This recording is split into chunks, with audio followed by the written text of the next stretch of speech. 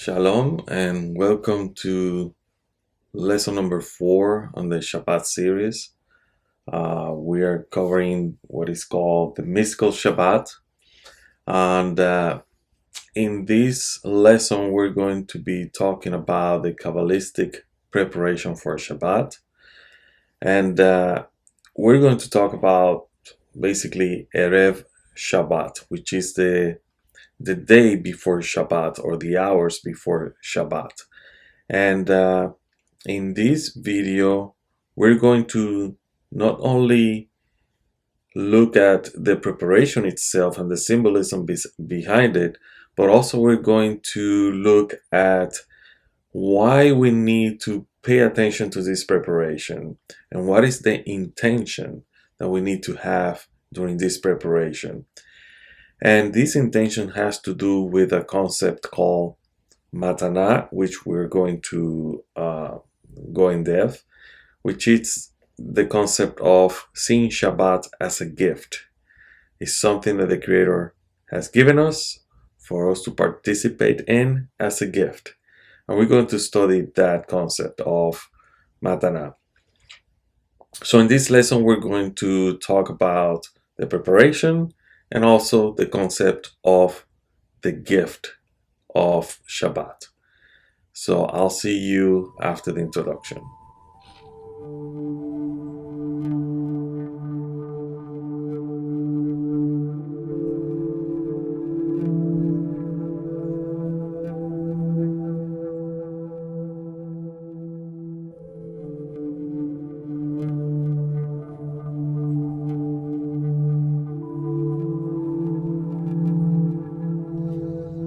Welcome back. As I mentioned before, we're going to be talking on this lesson number 4 in the Shabbat series, about the Kabbalistic preparation for Shabbat and the concept of matana, which is the gift of Shabbat. And this will help us understand that Shabbat is much more than just a day. It's an opportunity that the Creator is giving us to participate in something that is going to be our perpetual state in the future. And as we study this, make sure that you take notes, because this is very important. This is a prelude of what is going to be discussed in the other lessons, like lesson number 5, in which we're going to discuss not only the 3 meals that we need to eat during Shabbat and the times of prayer, but also the elevations of the worlds, as we mentioned in the previous lesson, and the details of these elevations of the worlds as we participate in Shabbat. Okay, so let's start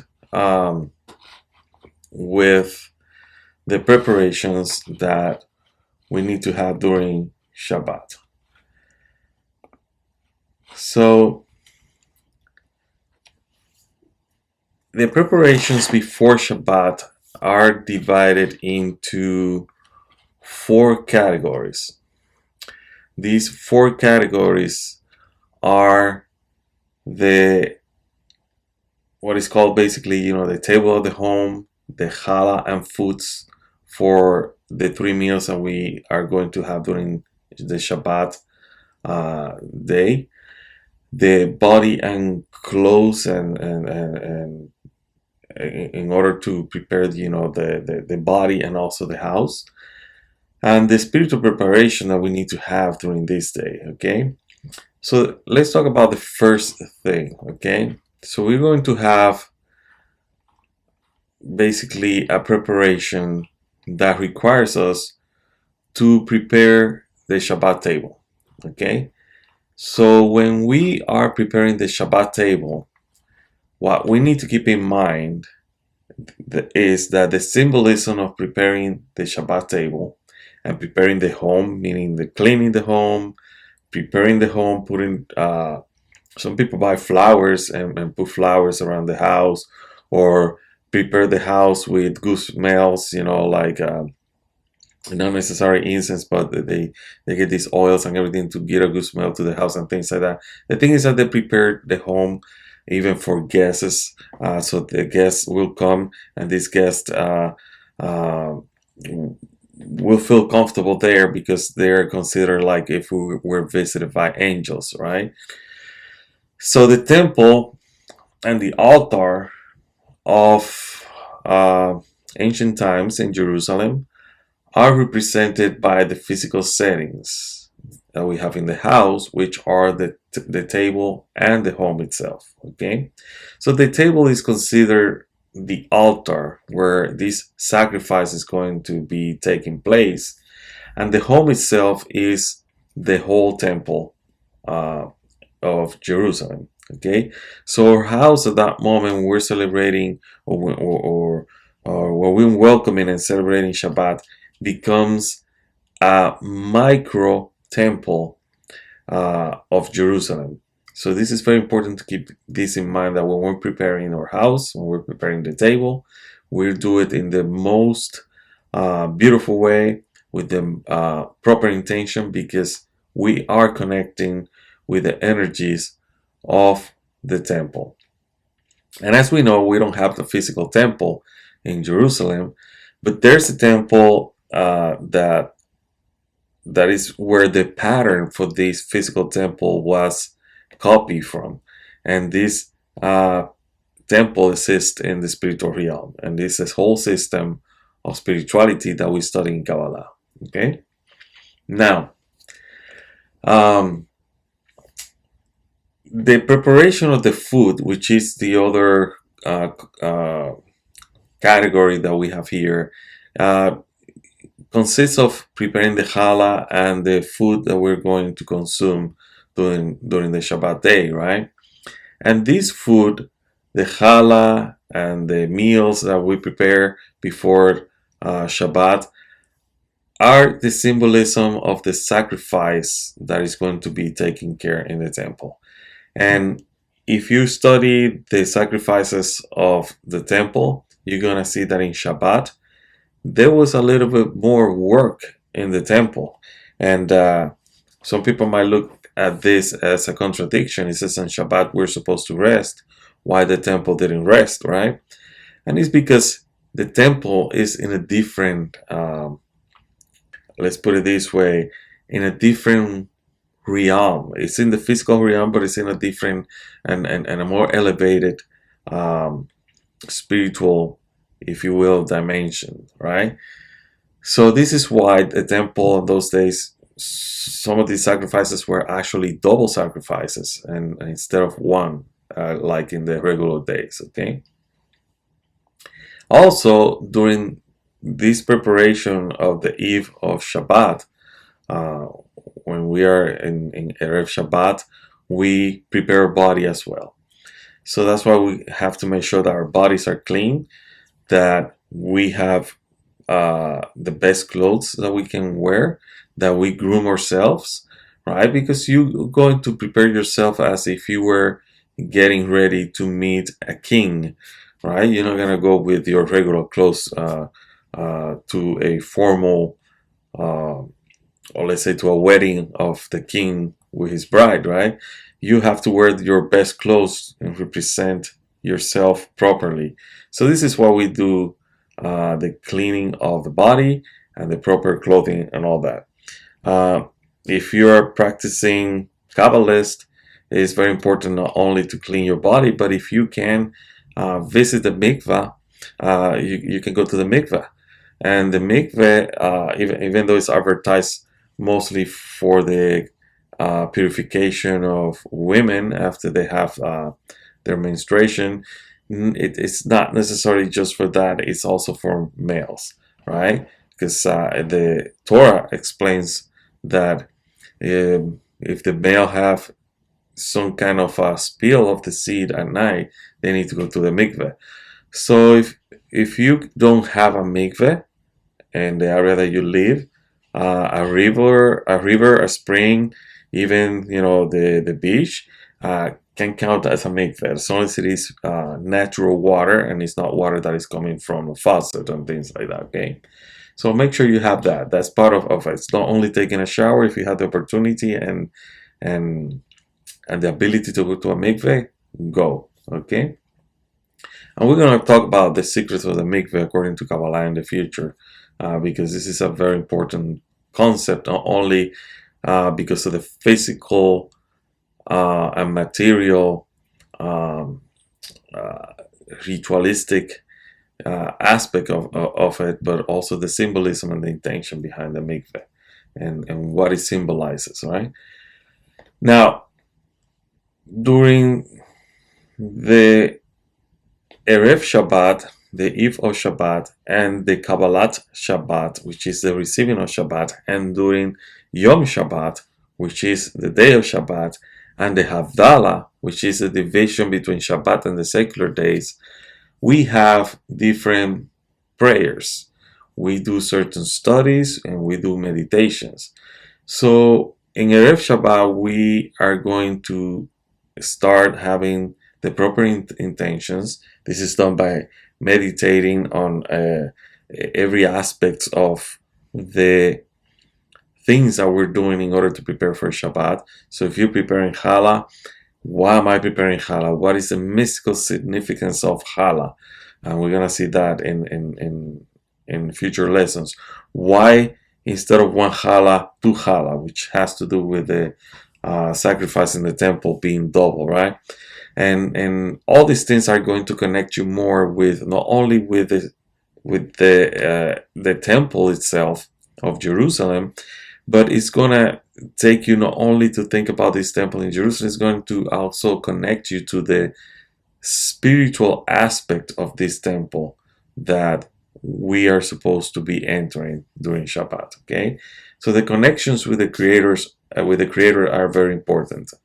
We have to make sure that we do these meditations, these studies, and prayers, and that we are during this day connecting with the light properly. So in this way, we're going to see that to see Shabbat in a different way, we have to make sure that we pay attention to these four categories of basically work that we're going to perform before Shabbat enters. So the physical setting, we're going to prepare the home and the table as if it was the temple and the altar in Jerusalem. We're going to prepare the challah and the foods for the 3 meals because this food represents the sacrifices. We're going to prepare our body to clean it, to groom it, because it represents preparing our body with not only the cleanliness that the body is supposed to have before entering a temple, but also that we're putting priestly garments. So we have to wear the best clothes that we can have, right? And also the spiritual preparation, meditate, study, pray, right? Connect to the Creator before Shabbat. So when the Kabbalat Shabbat process starts, you're already in tune with this energy called Shabbat, which is a gift, right? So now, we need to understand that Shabbat, if you really look at the Torah, it wasn't observed by the Israelites until the 10 Commandments were given, right? And if we understand this concept of Shabbat as a gift, what is it? Why is it that it's called a gift? It's called a gift because it was given during the time of the Torah. You know, when we say Matan Torah, it's the gift of the Torah. It's the giving of the Torah, right? So the Torah is a gift. And Shabbat was one of the commandments that are included, you know, the 10, sayings of the Creator in order to give us a code of law to live properly as a nation, right? And Shabbat was included there as a gift. So what we need to understand is that in Kabbalah there's a concept, and this concept is called matana, right? Men, Tov, Nun, Hey, the concept of matana. And this concept carries a deep spiritual meaning. In Kabbalah, the concept of matana It's not something that will connect us, will give us, this um, intention or cabana to connect with the Creator. It is understood within the framework of divine benevolence and the relationship between the Creator and the created beings. So let's talk about these aspects that we see here in this slide: the divine benevolence, elevation of the receiver, right? The receiver of the gift, channeling the divine light, the Tikkun Olam, which is a fixing of the world, intention and reciprocity, right? And how this is actually in Kabbalah so important, because we are this vessel that is the desire to receive. The Creator is the pure desire to give, and He wants to give us the light as a gift. This concept needs to be understood, and in Shabbat we're receiving this light that is special in our lives, and it's so special that Kabbalists actually say that when you are participating in everything that Shabbat has to offer, whether it is a ritualistic manner that is prescribed for us to behave in Shabbat, right, and to practice in Shabbat, the prayers, the cup, the challah, the candles, and things like that. Everything that we do has a counterpart in the spiritual realm. So this cup full of wine, these candles that are basically burning during that day, these double challahs that we have, right, the two chalot, these have a spiritual counterpart. And what we see in the table, what we are seeing during the whole day of Shabbat, is basically the branches. And we need to understand the root of these branches. So when we hold this cup of wine and we do a blessing, we're not holding it simply because it was prescribed for us to do it, and we just go through the motions of religious practice. It is a religious practice that will connect us to a spiritual root of that action that we're performing. So in that way, the commandment or these rules or these guidelines that the sages has given us, they don't become just actions without a spirit, right? They become actions that are infused with the light and will give us a connection with the Creator. Okay, so let's talk about this concept of matana and how this concept, help us know the divine benevolence of the Creator, elevate us as receivers of this light, make us basically receive and channel this divine light into the world, help us also understand that receiving this light properly and channeling this light to the world will also heal the whole world, right? And also the intention to receive properly, it's a way to also give back to the Creator, right? It's a way to receive in order to give back to the Creator, not receiving for the sake of receiving only. So let's talk elevation of the receiver. A true gift, right? Like Shabbat. Shabbat is a gift. So if Shabbat is a gift, according to Kabbalah, a true gift will have not only benefits. The receiver not only will have the benefit, of the receiver materially, but also it's a spiritual benefit as well. It elevates the receiver. It helps the receiver to come closer to the Creator and to grow in their spiritual journey. When you become a channel for divine light, or that the Shabbat itself is also that channel for divine light, means that the gift is viewed as a channel through which the divine light and energy flows into the world.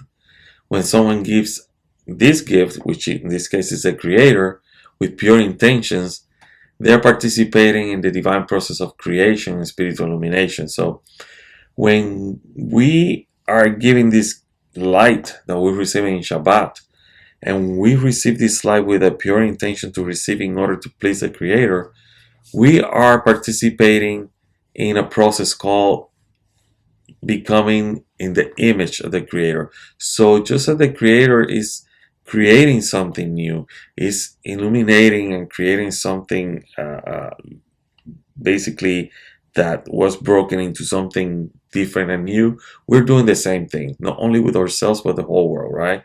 So this falls into then the concept of Tikkun Olam, repairing the world, because giving and receiving gifts can also be seen as parts as part of a larger cosmic process called this repairing of the world, because by sharing blessings, individuals contribute to the repair and perfection of the world, helping to bring about a state of harmony and divine presence. Now, the intention of and also reciprocity, this concept of matana, which is a gift in Kabbalah, emphasizes the importance of intention behind the gift. So the giver's pure and selfless intention is crucial, but also the receiver's intention to receive in order to please the giver is also very important and crucial.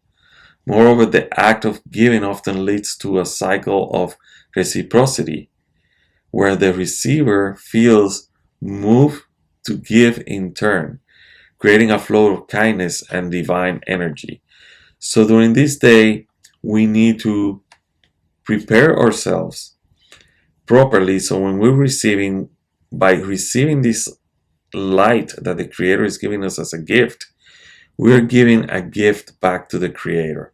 We're preparing ourselves in a way that this light is not going to be received in our vessel as in a way that is egoistic, but this light is going to become only it's going to change our vessel into the aspect of Bina, which is the aspect of bestowal and all giving, right? But also we're going to share this light, just like Bina is sharing the light with us through Seramping. We're going to do the same thing as well with the whole world, okay? So, in essence, this concept of matana, gift, what it does is it embodies the idea of divine generosity and the potential for spiritual elevation through the act of giving and receiving. So the Creator is giving us the light, and by us receiving this light, we are creating a relationship with the Creator, but also with the understanding that this is not charity, right? This is a gift, and there's a difference there, right? And also the person that gives a gift to another person is because there's some kind of feeling, some kind of connection, right, with this other person. A gift is given out of love, because it's something. It's not because the other person needs it. It's because the person giving the gift needs to give that as a demonstration of affection, as a demonstration of that love. And this is why we celebrate the eve of Shabbat as a preparation for a wedding, right? Because it's the Creator basically giving the gift of the light to His bride, and this bride is our soul, the collective soul of those who are called Israel, those who are looking for this connection directly with the Creator, okay? Now, to understand this concept of the gift, we're going to talk about an article written by the son of Rabbi Yehuda Ashlag, known as Baal HaSulam. The son of Rabbi Yehuda Ashlag is one of the sons is that we're going to be reading, the article from, is Rabbi Baruch Shalom Ashlag. He's basically the teacher of a famous Kabbalah group out there called Bnei Baruch.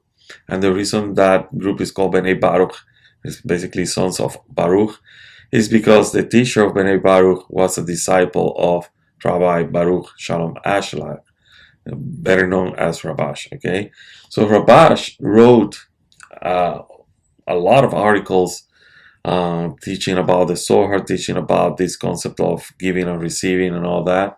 And he wrote an article that, if you can see, I have the source of it here in KabbalaMedia.info. And this article is article number 25, was written in 1988, and it's called "What is the Preparation on the Eve of Shabbat in the Work?" And what you need to understand is that when he's talking about the work, is the work of basically perfecting our vessel, is the work of us preparing our vessel in order to receive, in order to give, right? We receive in order to give, and preparing a vessel that is not egoistic. So Shabbat is a good opportunity to prepare ourselves for that type of work, internal work, to perfect ourselves, okay? So in this article, the preparation on the eve of Shabbat relates to the spiritual work necessary to attain the state of Shabbat, symbolizing spiritual completeness and reward. So in previous lesson, I have touched the concept of Shabbat. Shabbat is not only a day; it's a state that you can actually achieve in different times.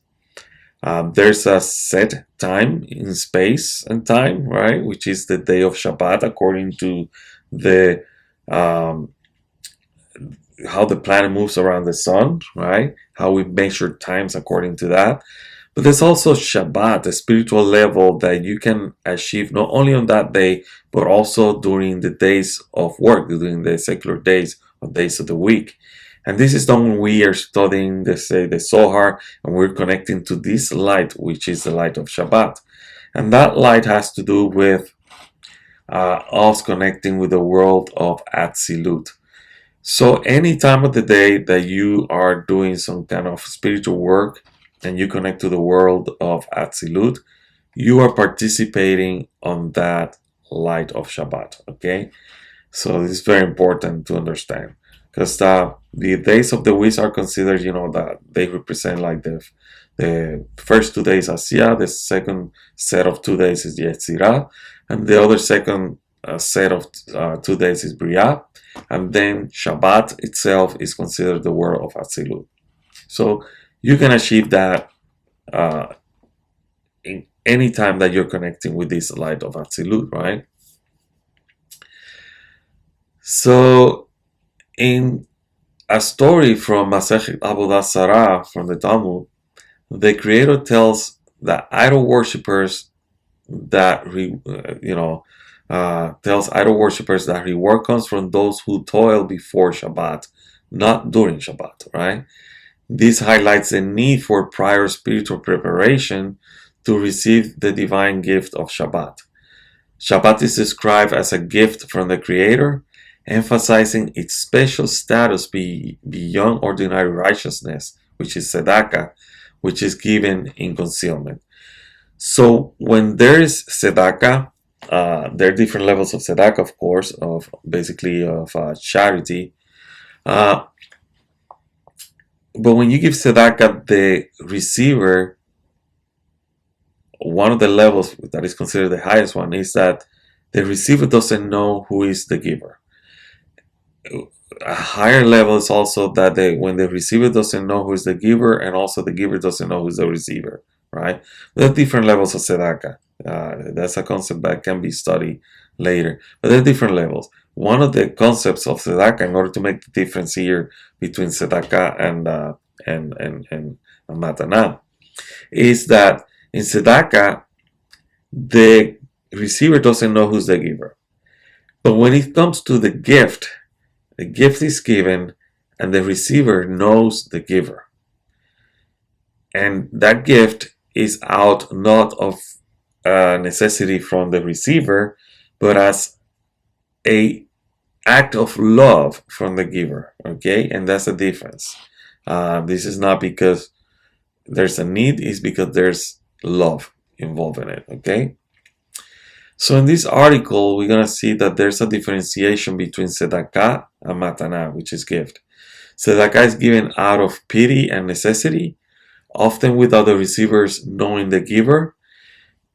But in contrast, a gift is given out of love, and the giver ensures the receiver knows about it to strengthen their bond. This distinction is crucial in understanding the spiritual dynamics of faith, which is based on tzedakah, versus the Torah and Shabbat, which are considered gift. Faith is necessary for spiritual sustenance, akin to tzedakah, while Torah and Shabbat are additional gifts that enhance spiritual life.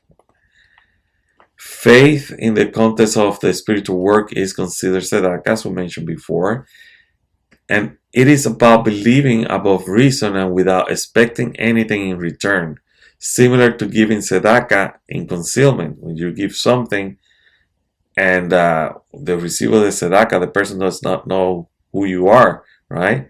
In this case, the receiver of tzedakah is a person that does not know the giver, and the giver is the creator, right? Reflecting the concealed nature of faith. However, the creator knows who he gives the tzedakah, right? This concept emphasizes the directional nature of faith as a form of giving without expecting something in return. Now, the article of Rabash also explores this idea of giving and receiving in the spiritual realm. When Abraham believed in the Creator, it was considered as giving tzedakah to the Creator. Why? Because this is an act of faith. Viewed as giving, is actually enabled by the Creator, who gives the power of faith to the person. So in this case, the giver and receiver roles are intertwined, where the Creator empowers the individual to have faith, which the individual then gives back to the Creator through the act of believing, through beliefs. In the spiritual work,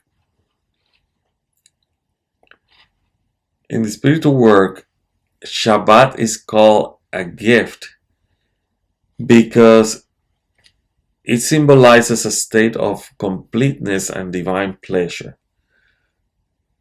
Unlike tzedakah, which is a necessity, a gift like Shabbat is an additional, non-essential blessing that signifies the Creator's love for His creation. In this case, the people of Israel. The preparation for Shabbat involves labor and toil, symbolizing the spiritual effort made beforehand to be worthy of this divine gift. This effort reflects a person's love for the Creator and readiness to receive His love in return. The concept of working before Shabbat aligns with the principle that one must prepare spiritually to receive divine gifts. Just as one toils before Shabbat to enjoy its rest, one must engage in spiritual work to attain higher states of divine connection. The work on the eve of Shabbat represents this connection and continued spiritual effort required to transform and align oneself with the divine,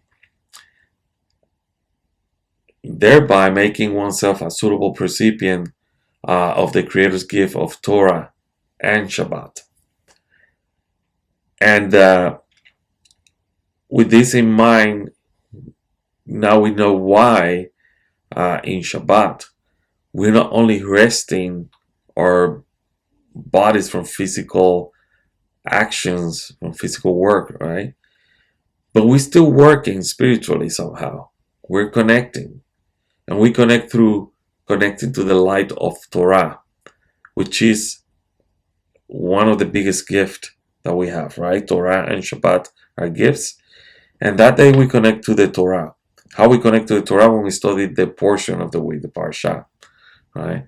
So this is why it is important to study the parsha, and this is also why it is important to connect to Shabbat during the weekdays. And it is customary, right, that we study the Torah portion starting from the first day of the week, which is Sunday, right, Yom Rishon, until we reach Shabbat. Then when we reach Shabbat, we're already familiarized with the stories and the concepts this story it's trying to explain to us. So in that way, we're preparing. The whole week is a preparation for Shabbat.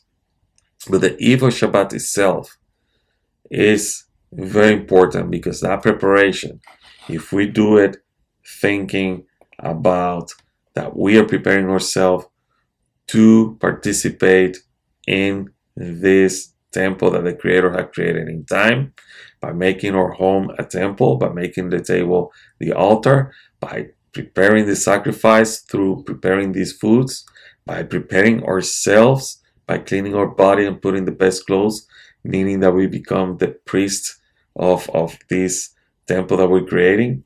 And by connecting with the Creator, we're elevating ourselves and our prayers, to that level of binah. Our vessel then gets transformed by the light of Shabbat. Right? That's how we will reach from these weekdays and the eve of Shabbat. We elevate ourselves to the Olam Atzilut. And that's what the article basically is telling us, that this day is a gift. This is a day in which we connect directly with the light of the Creator. So, in the next lesson, we're going to be talking about the Kabbalah Shabbat, the receiving of the Shabbat. And if I find any other article by any modern Kabbalists or ancient Kabbalists or sages from the past, I will also add it, right? But the Rabash also has another article number 348, and it is called "When the Creator Loves a Person." I'm going to read a little portion of that article. According to the sorrow is the reward, since the sorrow and affliction from what he lacks and the extent of the need, so is the measure of the reward when his lack is satisfied. Hence, when the Creator sends him the gift of feeling poor, by this he can receive the feeling. This is the meaning of what he says. How can one be rewarded with the quality of judgment and tzimtzum, restriction, not governing him? At that time comes the answer, that he is rewarded by this with the Creator sending him a gift. It follows that the gift is the lack, which is the kli, the vessel. When he has the kli, the vessel, to receive, right? He receives the kli in the right place. The Creator draws upon him a thread of grace. That is, he gives him the power to be able to engage in Torah and mitzvot in order to bestow, which is called chesed, mercy. At that time, the judgment, which is geburah and din, and tzimtzum, which is a restriction, which caused the concealment, cannot rule over him. Let's read another one. This one is from a book called Shamati. Article number 20. And this was written by articles by Baal HaSulam. This one is from the book Shamati. Also, this book can be found also through Bnei Baruch. Article number 20, called Lishma, for her sake. Lishma, for her sake, is a gift from above, right? And we say Lishma, for her sake, means, receiving without egoism, or giving for the sake of giving. So, Lishma for her sake is a gift from above. What good is one's overcoming one's efforts, and all the remedies and corrections that he does in order to achieve Lishma? If it depends on the Creator, our sages said about it, you are not free to rid yourself of it. Rather, one must give the awakening from below, and this is considered a prayer. Yet, there cannot be a real prayer if he does not know first that without prayer, it cannot be obtained. Prayer means you have to create this hisaron, you have to create this deficit in your spiritual vessel in order to receive from the Creator this light. Therefore, the acts of remedies he does in order to obtain Lishma for his sake. And to obtain Lishma, create the correct Kelim vessels in him that want to receive the Lishma. Then, after all the actions and the remedies, he can pray in earnest, since he saw that all his actions did not help him whatsoever. Only then can he make an honest prayer from the bottom of his heart, and then the Creator hears his prayers and gives him the gift of Lishma. So what is the gift of Lishma? Once again, it's attaining the connection to this level of Atzilut, in which we are not using vessels of reception, meaning egoistic vessels. These are vessels of bestowal, vessels that are receiving light in order to please the Creator. While these vessels down here, the weekdays, these are vessels that are created in order to satisfy ourselves, satisfy our egos, satisfy our desire to receive.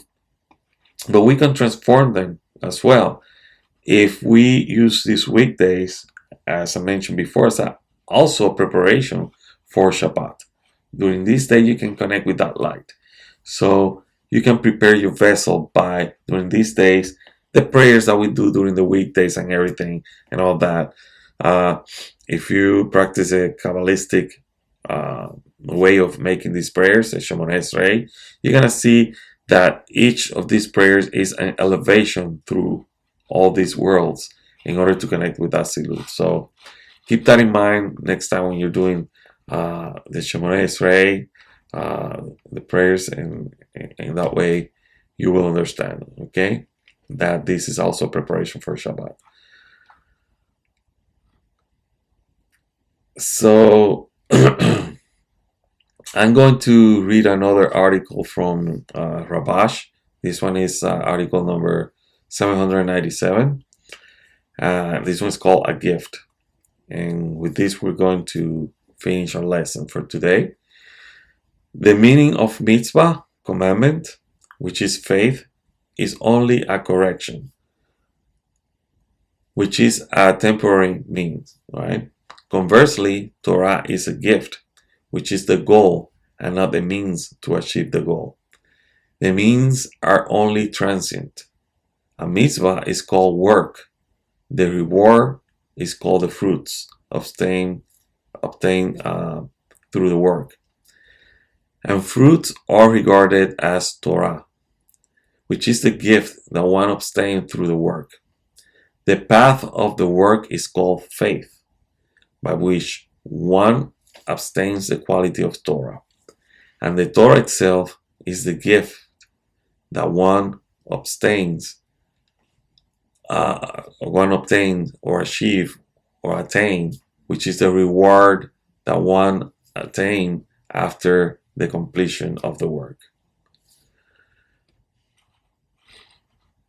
So with this, we are going to finish our lesson today.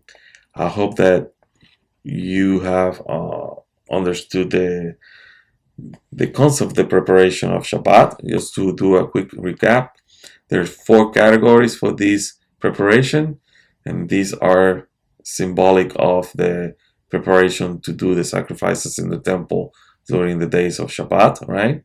So we have the physical setting, the food preparation, personal grooming, and spiritual preparation. Also, the concept of matana, that we need to understand that this day has a special light, and that light, this day, is a matana, a gift that connects us to this divine benevolence of the Creator, elevates us as receivers of this light. It helps us channel this light through us and to the world in order to create this healing of the world, Tikkun Olam, and also help us become the image of the Creator. That when we receive, we are receiving in order to give back to the Creator. So there's reciprocity. And in this way, there's a cycle, a relationship. And that this gift is not given out of necessity, but is given out of love. And this is a day that the Creator is showing the love for His people. Okay? So, with this, like I said, we're going to finish lesson number 4. In lesson number 5, we're going to be talking and studying about Kabbalah Shabbat and the importance of the ritual that we do at home. I'm not going to concentrate on the prayers we do in the temple, the synagogue. I'm going to concentrate on the symbolism of the ritual we do at home. So we're going to talk about the candles, the cup of wine, the Challah, and the spiritual significance between the rituals and the prayers we do at home, at the table during this time. So I hope you have found this lesson interesting. There's much more that is coming, so share this video, press like, because when you do that, more people, somehow YouTube, can help more people see this video. Just make sure that if you have any questions, you ask them, because these questions can be also used in order to make the future videos better, and to touch concepts that maybe you are interested and we need to, in reality, talk about. And the reason for questions, I'm gonna touch this before we finish the video, is that questions are vessels that we create. Questions is, like I mentioned before, you create this vessel. This vessel has a need for the light to be filled. So when you ask a question, that question is going to be filled with information. Information is light. Okay? Just make sure that you ask your question in a respectful way, right? And that is based on what we're studying. And when you ask a question, make sure you have also the right intention to receive it, right? You gotta have a vessel, meaning a question, that it's not only something that you want to know, but you want this answer that you're going to receive. You want this answer to be a light that is going to expand your consciousness. That you're not receiving this information for the sake of knowledge, but you're receiving this information, this answer, for the sake of spiritual development and the advancement of the human race. Okay? So I'll leave you with that, and I'll see you in the next lesson. Shalom.